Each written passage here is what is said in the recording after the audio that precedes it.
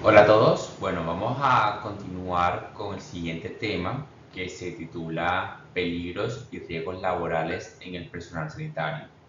Si bien es cierto, el personal sanitario son todas las personas profesionales de la salud y también otras disciplinas que ejercen funciones sanitarias en el marco de la misión humanitaria, en situaciones o zonas de conflicto armado y otras situaciones de violencia que afecten realmente la seguridad pública, el desastres naturales u otras calamidades. A eso se le conoce como personal sanitario. El personal sanitario enfrenta diariamente múltiples factores de riesgo que pueden afectar su salud física y mental, debido a que realmente a la naturaleza de su trabajo y a la exposición constante de agentes biológicos, químicos, físicos y psicosociales. Así realmente como el uso de herramientas tecnológicas especializadas.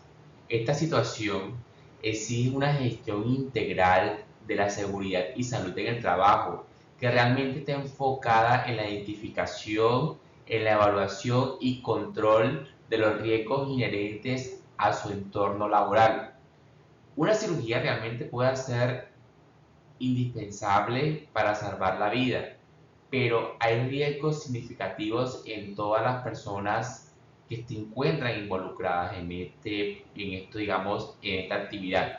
Cirujanos, instrumentadores quirúrgicos, enfermeras, anestesiólogos, asistentes y otros profesionales que trabajan en el quirófano, donde realmente están expuestos día a día a todos los riesgos. El quirófano es un ambiente que realmente es potencial y realmente peligroso, donde interactúa una serie de elementos físicos, biológicos, químicos, ergonómicos, psicosociales, que dan en mayor o menor grado a las condiciones favorables para que se ocurran algún accidente o la presencia de enfermedades laborales. Todas las profesiones implican un riesgo inherente a la naturaleza de la misma especialidad. No es lo mismo trabajar en una especialidad de ortopedia como trabajar en una especialidad de cirugía plástica o cirugía general. Cada una de estas especialidades también hay una exposición a riesgos muy puntuales y significativos que impactan la salud de los profesionales que en esta se encuentran involucrados. Bien, dentro de estos peligros y estos riesgos hay que definir claramente qué es un riesgo. Se entiende el riesgo como la posibilidad de que un trabajador sufra un determinado daño derivado al trabajo, o también la probabilidad que pueda derivarse de la materialización de un peligro. Según la OIT, el riesgo combina la probabilidad de que ocurra un evento peligroso y la severidad como tal de las consecuencias que pueda generar. El riesgo es inherente a toda actividad humana, médica y no médica. Según Heinrich, quien desarrolló la teoría del efecto de dominó, explica que en esta teoría nos dice que los accidentes no ocurren por casualidad, sino porque hay una cadena de causas que los produce. En la imagen vemos cinco fichas que se alinean en esta teoría del efecto dominó. Si cae la primera, tumba las demás fichas. Si quitamos una, detenemos la cadena. Y así funciona un accidente como tal, un daño. Las cinco fichas que podemos encontrar aquí, una de ellas es el sobre los aspectos ambientales adversos o antecedentes. Son condiciones del entorno, como el ambiente laboral inseguro, la falta de supervisión, la presión por la productividad o incluso la cultura organizacional que no prioriza la seguridad. Puede ser una ficha que puede tumbar a las que siguen. Otra, digamos, es el fallo de las personas. es cuando el trabajador actúa de forma incorrecta, ya sea digamos, por desconocimiento, por una distracción o por una imprudencia. Otra ficha es el acto inseguro o la condición peligrosa. Es la acción riesgosa, como no usar guantes, como una condición insegura como un piso mojado puede estar relacionado con un accidente. Aquí el accidente, que es otra ficha, es el evento no deseado, como una caída o una cortadura puede generar una lesión o un daño que es realmente la consecuencia del accidente, como una herida o como una fractura o algo mucho más grave. De aquí, parte de lo que es un riesgo laboral se define como esa posibilidad de que un trabajador o que dentro del trabajo se dé un daño derivado a la exposición de algunos peligros relacionados directamente con su actividad laboral. Bien, pero bien, es importante dejar claro que hay que definir qué es un peligro. El peligro se entiende como una fuente o una situación con capacidad de daño en términos de lesión, daños a la propiedad, daños al medio ambiente o una combinación de ellos. Aquí podemos ver un cuadro donde hacemos la diferencia entre lo que son, entre qué es peligro y qué es riesgo en el sector salud. Bien, el peligro ya lo hemos definido que es una fuente, una situación que tiene un potencial de causar daño. No implica que el daño ocurra, pero existe la posibilidad, ¿ok? Un ejemplo de eso podemos ver una aguja contaminada con sangre es un peligro biológico, ¿ok? Porque puede transmitir cualquier enfermedad.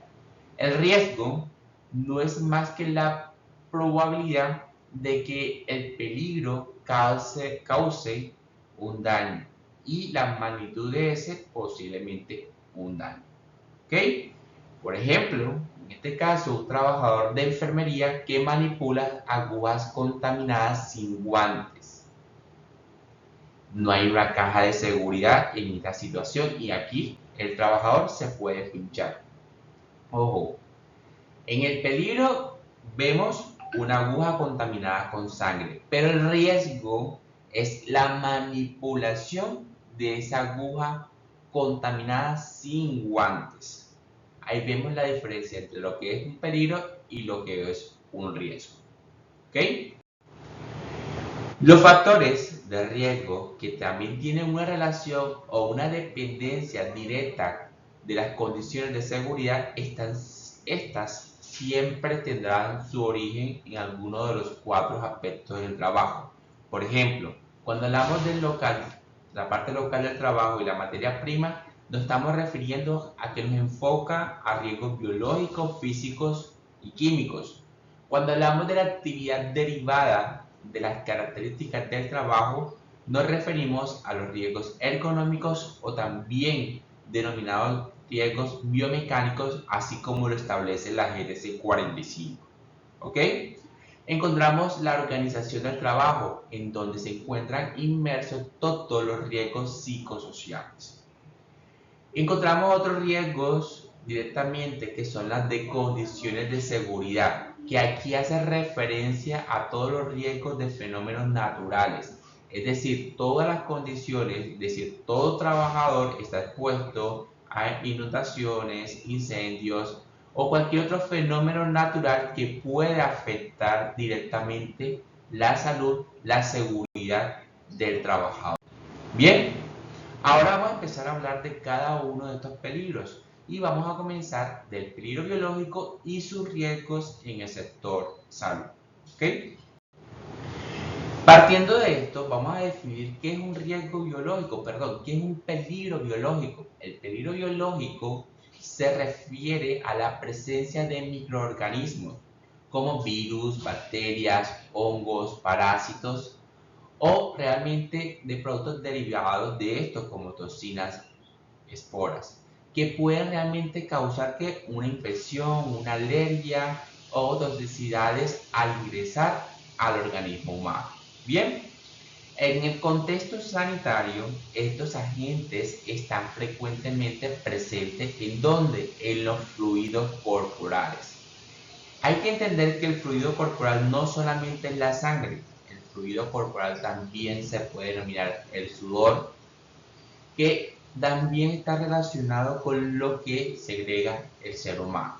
Bien, también los tejidos superficiales, las superficies contaminadas, el material médico, incluso los desechos hospitalarios. ¿Okay?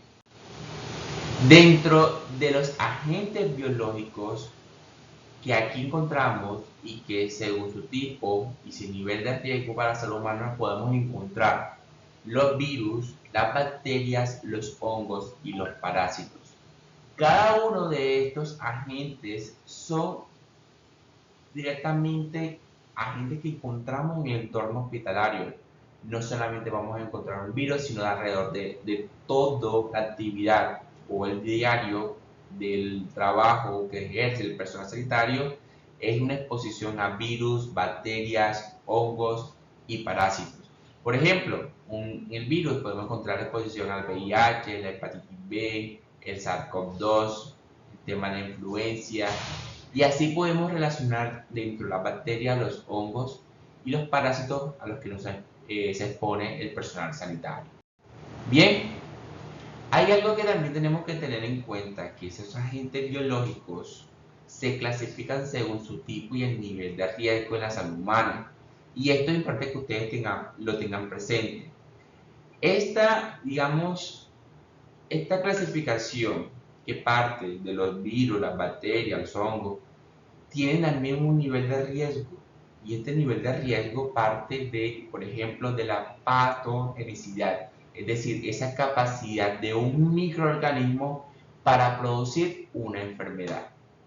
Encontramos otro que es la transmisibilidad, que es la habilidad de moverse desde el sitio donde son liberados los microorganismos hasta la vía de infección de una persona, que aquí lo podemos ver por contacto directo o contacto indirecto. Otro nivel que podemos observar dentro de esta clasificación es la infectividad, que es la habilidad para penetrar las barreras defensivas, ya sean naturales o inducidas por el individuo. Que esta depende de muchos factores, destacándose aquí el sistema inmune del trabajador, bien, o del individuo. Encontramos la virulencia, que es la capacidad para ocasionar enfermedad. Por lo tanto, a mayor virulencia, más grave será la enfermedad que pueda desarrollarse dentro directamente en el individuo, en este caso el trabajador. Los niveles de riesgo 1 a 4 indican el grado de patogenicidad, transmisibilidad y realmente la disponibilidad preventiva que hay que tener en cuenta o terapéutica para estos microorganismos que afectan, estos agentes que afectan directamente al trabajador. ¿Okay? Dentro de los medios de transmisión que encontramos, que es digamos, el medio con el cual se pueden transmitir esos agentes biológicos que le he mencionado anteriormente, encontramos varias vías. Por ejemplo, la vía parenteral, es decir, ese contacto con sangre o fluidos a través de pinchazos, cortes o salpicaduras en mucosas. Otra de esas es la vía aérea, que es la inhalación de goticas o aerosoles, como por ejemplo de la tuberculosis, que se pueden transmitir directamente al individuo. Otro vía de transmisión es la vía digestiva, la ingesta accidental de alimentos o agua contaminadas dentro del entorno hospitalario, dentro de la atención sanitaria que se tiene. Bien, vemos también la transmisión por vía cutánea o mucosa, que es el contacto con la piel lesionada o las mucosas a nivel de la nariz, de la boca e inclusive los fomites, es decir, con aquellos objetos que se encuentran en contacto con objetos contaminados como el termómetro, el bisturí, el tensiómetro como tal o los guantes son vías en las cuales se pueden transmitir estos microorganismos. ¿Okay? Ahora bien, los riesgos laborales asociados dentro del personal de salud están expuestos a múltiples riesgos derivados del peligro. Entre ellos encontramos todo lo que tiene que ver por las infecciones por pinchazo accidental con objetos cortopulsantes, agujas, bisturí, el riesgo de transmisión de cualquier enfermedad que pueda afectar directamente al trabajador. Bien, la exposición a aerosoles directamente en algunos procedimientos invasivos. Existe aquí un riesgo de contagio de tuberculosis o el SARS-CoV-2. Por ejemplo, el contacto con fluidos sin protección adecuada. Por ejemplo, la conjuntivitis, la gastroenteritis cuando se tiene contacto con el paciente con alguna dermatitis infecciosa que tiene el paciente y lo toco sin guantes. La manipulación de muestras biológicas sin barreras, un riesgo de exposición directa con agentes infecciosos.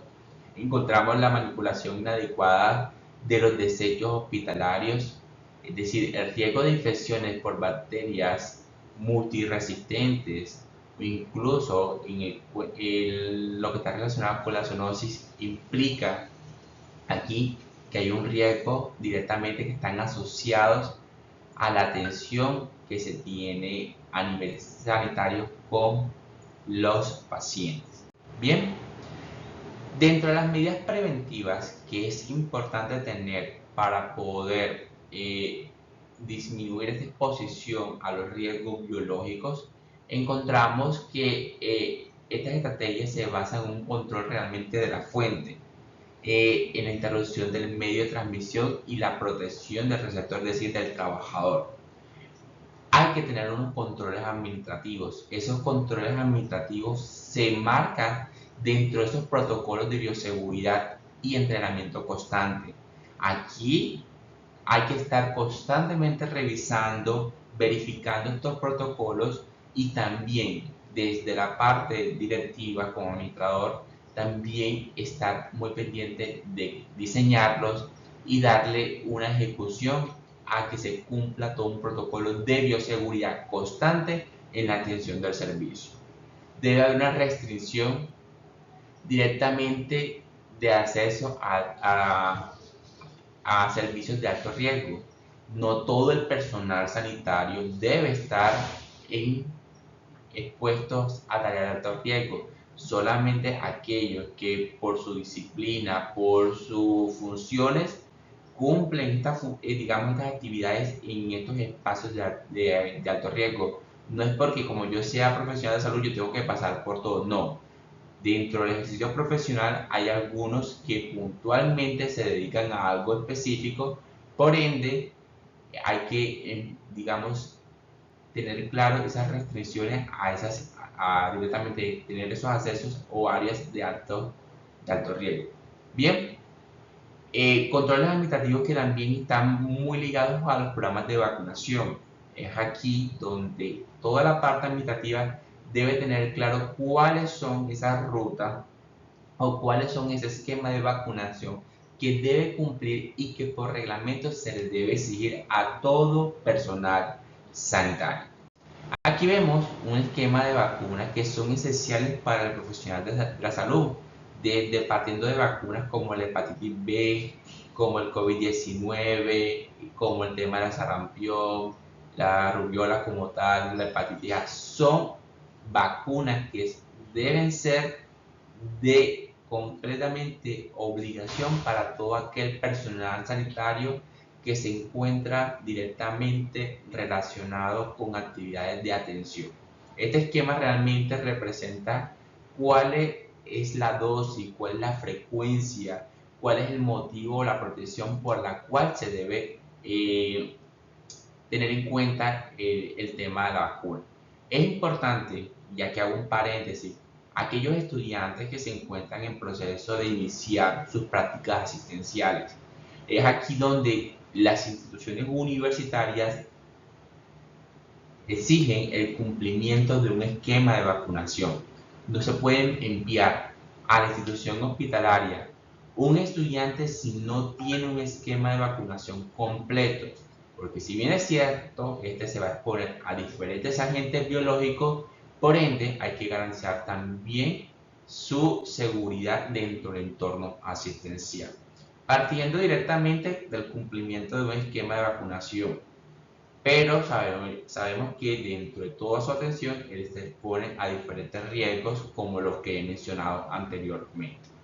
Bien, otra de las medidas preventivas, y eso aparte directamente de los controles técnicos y de ingeniería, por ejemplo el uso de cabinas de bioseguridad en laboratorios, el sistema de ventilación adecuado, los dispositivos de seguridad en agujas y jeringas. Y parto realmente aquí en los dispositivos de seguridad. Es importante conocer cuáles son esos lugares donde se depositan todos los objetos cortopulsantes. Son lugares que deben estar completamente seguros, completamente que deben estar identificados, deben estar en un área específica y que su manipulación debe estar correctamente idónea, correcta al momento de descartar cualquier material cortopulsante. Asimismo como todo lo que es los sistemas de ventilación.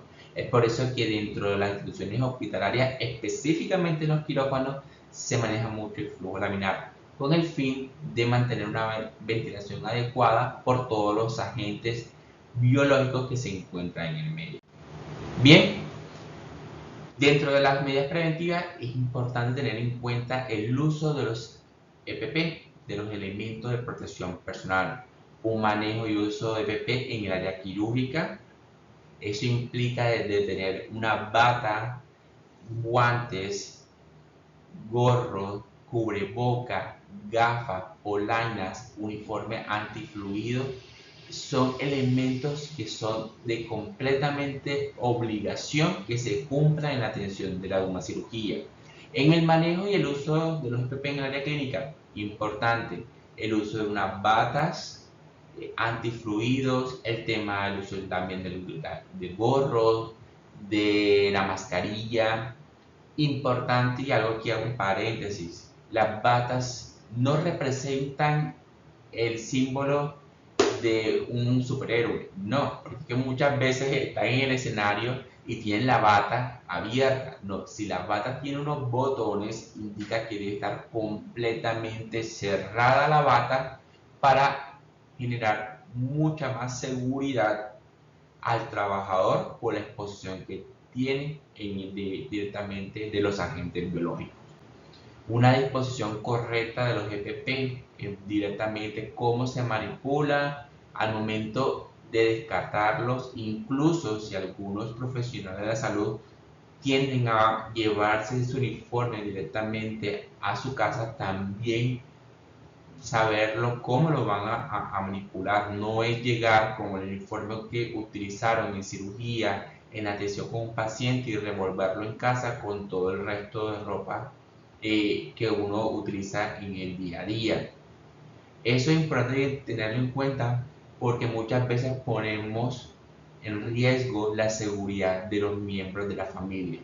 Uno tiene que manejar todo un protocolo con los elementos de protección personal de manera correcta y así también cuidar de las personas con las cuales convivimos.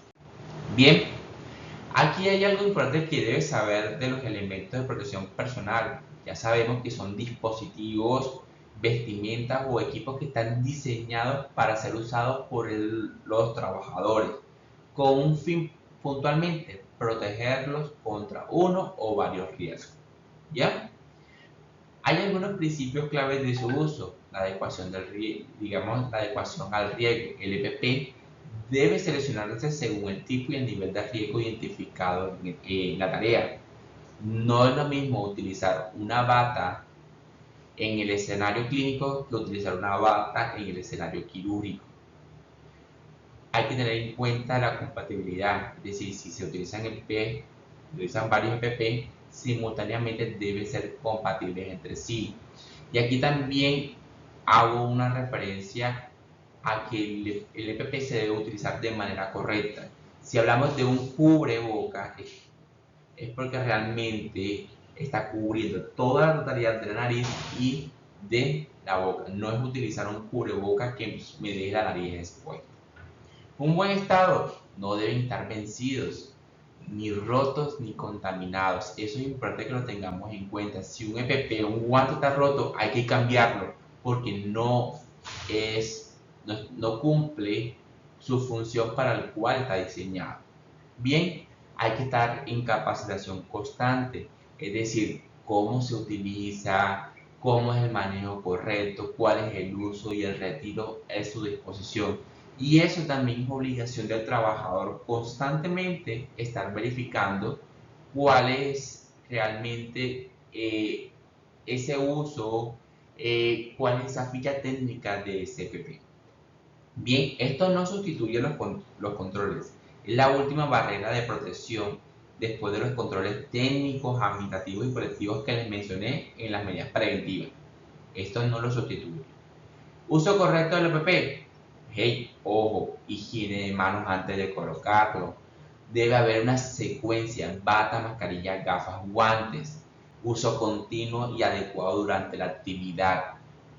¿Okay? Retire con cuidado evitando el contacto con superficies contaminadas. Desechos o desinfección adecuada según el tipo de EPP. Hay algunos EPP que no se van a la lavandería, hay algunos que se quedan con nosotros. Ojo, si yo estoy utilizando las gafas, yo no debo manipular mis gafas con los guantes sucios, y si lo hago, pues lo indicado es lavar esas gafas. Y después que termino la atención, nuevamente la higiene de manos. ¿Okay? Esas son recomendaciones puntuales que hay que tener en cuenta para el manejo correcto del EPP. Bien, hay que también tener medidas preventivas en cuanto a las buenas prácticas clínicas. Higiene de manos antes y después del contacto del paciente. Aquí, dentro de esta atención, es importante tener lo que establece la norma de bioseguridad. Todo paciente que llega al servicio de cirugía debe considerarse como altamente contaminante. Por ende, yo siempre debo lavarme mis manos antes y después. Eliminación adecuada de los residuos biológicos en los contenedores especiales. Ojo, también tenemos personal sanitario que se encarga de toda la manipulación de los residuos.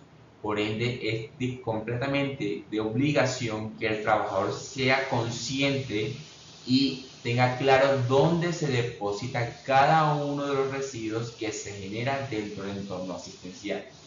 Manejo de objetos cortopulsantes. Y para esto me voy con esta lámina puntual. Ojo, al momento de utilizar una jeringa, yo no utilizo el capuchón, lo pongo en mi mano, inserto la aguja. No, lo correcto es colocar el capuchón sobre la superficie, insertarlo.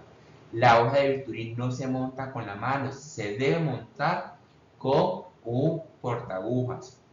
Al momento de manipular un objeto cortopulsante, es necesario que si yo lo voy a entregarlo del lado seguro, porque yo sé qué es lo que estoy entregando. Por ende, al saber qué es lo que yo estoy entregando, debo asegurarme que el filo esté hacia mí para que la persona que lo esté recibiendo tenga toda la seguridad al momento de recibirlo. La manipulación de los objetos cortopulsantes cuando termina una cirugía, un procedimiento, la aguja de la sutura, la hoja de bisturí, eso no se manipula con la mano. Se debe manipular directamente con una pinza, porque se puede pinchar al momento de su manipulación, y esta debe ser descartada por completo en el guardián. Bien, existe un marco normativo que se vincula a todo esto, desde la resolución 0312 de 2019, donde establece unos estándares mínimos en lo que es sistema de gestión de seguridad y salud del trabajo. Dentro de estos lineamientos se exige que todas las instituciones, que todo el empleador identifique y evalúe constantemente y desarrollen estrategias de control sobre los peligros y los riesgos laborales a los que se exponen. En este caso, la parte de los riesgos biológicos. Debe existir una evaluación inicial que obliga a identificarlo. Pero nosotros como trabajadores también somos responsables porque somos los que estamos en la actividad. Si yo me veo expuesto a algo, pues notificar. Bien, el sistema de gestión de seguridad realmente, que sabemos que es un proceso cíclico y estructurado que busca anticipar, reconocer, evaluar y controlar los riesgos que pueden afectar a los trabajadores. En este caso hace parte de todo ese acompañamiento que tanto el empleador le hace al empleado junto en acompañamiento con su ARL. Por eso hay elementos muy claves como las políticas de seguridad sobre el trabajo, que hablan sobre también el tema preventivo, la identificación de los peligros a través de una matriz de riesgos, en los cuales se identifica cada área, cada proceso de los cuales sus actividades están relacionadas con estos riesgos o este peligro que en este caso es el biológico. Bien,